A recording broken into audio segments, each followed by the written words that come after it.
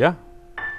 Well, I mean, my perspective's unique because I know the history growing up within the Mullen family. My dad started Mullen Orthodontics back in 1972, coming out of the University of Washington.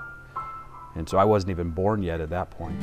I was actually born into this. I was born in South Dakota when my dad was in the Air Force, but he moved to Seattle to attend the University of Washington orthodontic program and started Mullen Orthodontics in 1972.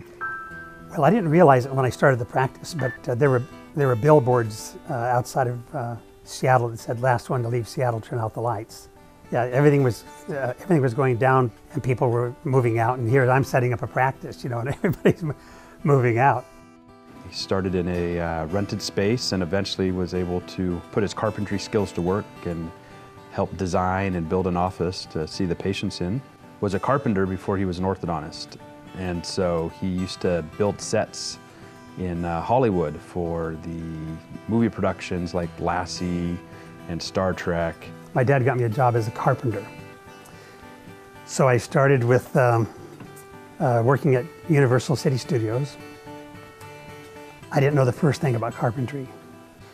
And by the end of my first year, the next year when I called up, I'd already advanced from apprentice to journeyman carpenter because all these guys had retired, and some of them died and some of them retired, and all of a sudden I'm a journeyman carpenter. My prize thing that I did in the studios was to make the hospital beds for these Starship Enterprise on Star Trek. And that's part of how he paid his way through school. So yeah, he can't help but pick up a hammer. And from there, it was the Vietnam War. So I was able to graduate, and then I went into the Air Force. And I wanted to go to the Northwest, and so I got South Dakota.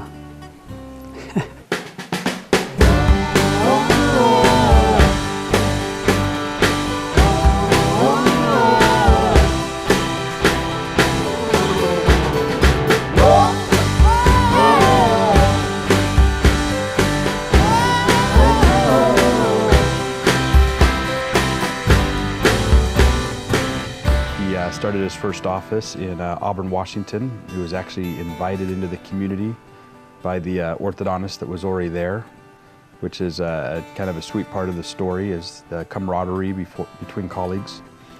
I was encouraged to come to Auburn by the only orthodontist that was in Auburn at the time. So the other orthodontist had a list of 50 patients, which he gave to me that he said he couldn't treat. He said, just call them up. So that was the start.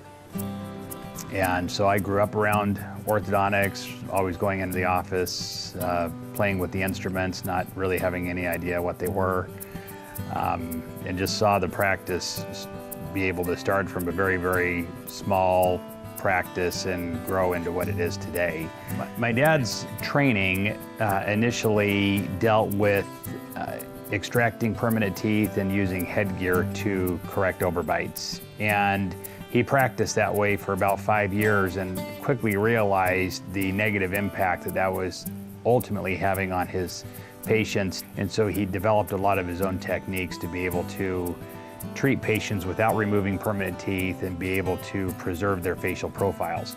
So over the past 40 years, the treatment techniques that we use today have ultimately been perfected. It's something that my dad started doing very early in his career, and at the time he was known as a renegade, really doing things that were outside the box thinking in orthodontics. You're required before you get into dental school to do some shadowing of orthodontists and dentists and different specialties within orthodontics.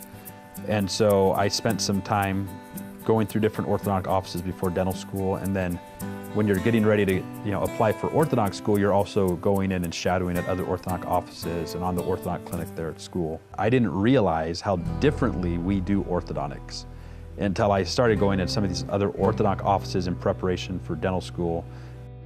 And the way my dad did it, which I just took for granted, was to really focus on the face and the smile and the lips and and making things look natural to complement the face.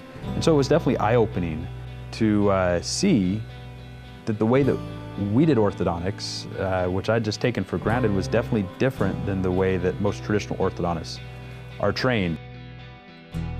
I have the opportunity to go out and do a lot of lecturing and speaking, and it's interesting that some of the techniques and some of the things that I show that we do in our office are often new and surprising to the orthodontists that I'm teaching and working with. And that's also reinforced to me how differently we do things. But I'm also passionate about teaching other orthodontists how we do things and the approach we take, because it's important to me that all patients, whether they're my patients or not, have an opportunity to receive the absolute best, most beautiful aesthetic smile possible.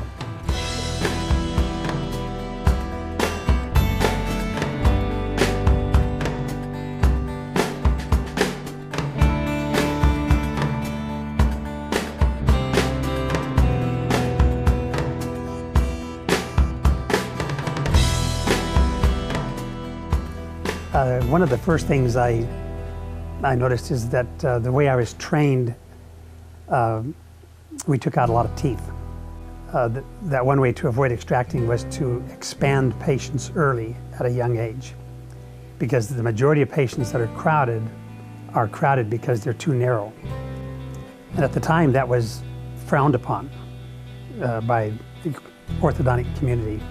You know, they felt that expansion was not stable. And the problem was they were doing research on teenagers. And they're right, you know, expanding a teenager isn't stable and it's not easy. And if you expand a patient who's about 8.5, 9 years old, it's really easy to expand them, it's very stable. Back in the late 70s, that was not anything that was being done in orthodontics at that time.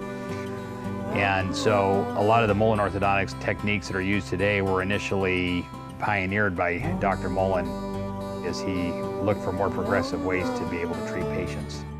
I think I received a lot of criticism behind my back because I was expanding all my patients. And now most orthodontists will expand, and they don't give me credit as a pioneer, but I was a pioneer, and it helped build the practice, because people would say, "Oh, you have a Mullen smile," because it was so nice and wide and beautiful. And so it was very gratifying. And that made a big impact on the practice. And the practice continued to grow.